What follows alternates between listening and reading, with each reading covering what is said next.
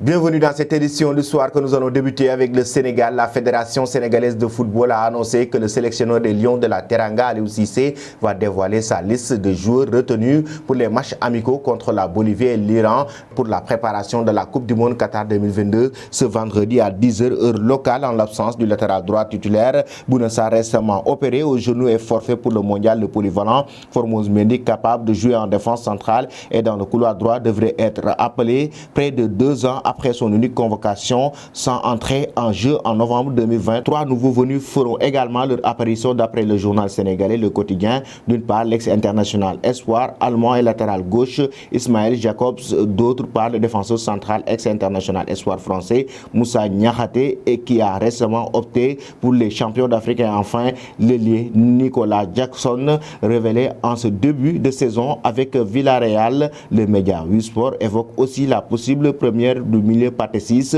auteur d'un début de saison remarqué en Liga avec le Rayo Vallecano. Et puis ce mercredi, le sélectionneur du Burkina Faso, Hubert Verut, a publié sa liste de joueurs retenus pour les matchs amicaux contre les Comores, mais aussi qui feront face à cette équipe de la RD Congo. Cette liste est marquée par le retour de Bertrand Traoré, absent sur blessure du précédent rassemblement et qui retrouve la joie de jouer avec Başakşehir en Turquie, en grande forme avec Lorient et buteur lors des 3 derniers matchs de Ligue 1. L'ailier Dango Ouattara, et là aussi 3 nouveaux visages font leur apparition. Le gardien de Valenciennes, Hilaire Konaté, déjà appelé dans le passé avec la Côte d'Ivoire mais sans entrer en jeu.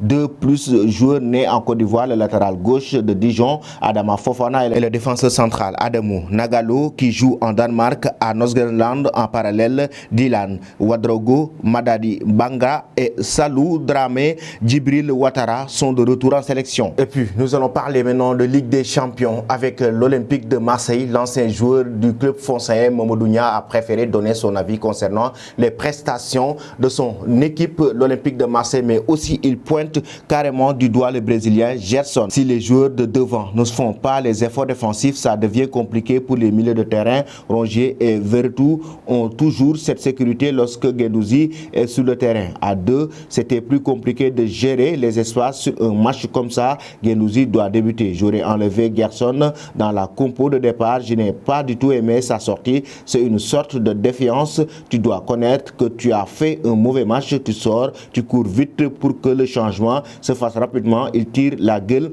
il sort en marchant. Ce n'est pas une bonne attitude à donner aux supporters, a déclaré Mamadou Niang. Et nous voici arrivés à l'instant quiz avec 3 indices qui vont vous permettre de connaître notre joueur mystère. Premier indice, j'ai pris ma retraite il y a 7 ans.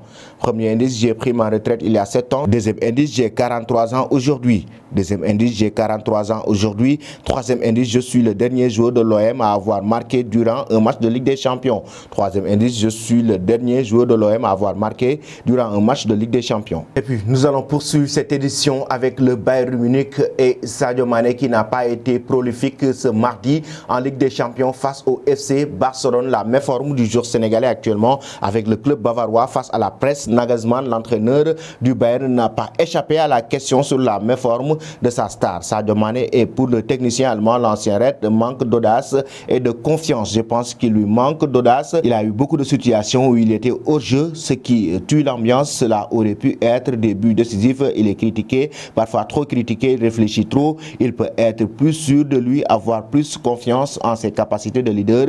Je lui ai dit, mais nous n'avons pas beaucoup de temps, alors il peut volontiers se montrer encore plus sûr de lui et positivement arrogant. J'ai loué son altruisme à quelques reprises, mais trop d'altruisme n'est pas bon non plus, mais je ne vous le vois pas de manière aussi critique. Il n'y a pas encore atteint son pic. J'attends son pic avec impatience. Je suis fondamentalement satisfait de lui, a déclaré Julian Nagelsmann en conférence de presse. Nous allons toujours rester avec cette équipe bavaroise, le Bayern Munich. Thomas Müller, l'un des cadres de cette équipe du Bayern, a été cambriolé durant la rencontre entre le FC Barcelone et le Bayern Munich ce mardi en Ligue des Champions. L'attaquant du Bayern Munich qui est fêté ses 33 ans a été cambriolé dans la soirée pendant la rencontre de Ligue des Champions remportée contre le Barcelone. Selon les informations du quotidien allemand Bild, mercredi, mardi soir, plusieurs inconnus ont cambriolé une maison et ont pris de l'argent, des bijoux et des objets de valeur pour une valeur totale estimée à 500 000 €, a expliqué la police locale dans un communiqué publié en matinée sans préciser l'identité du propriétaire.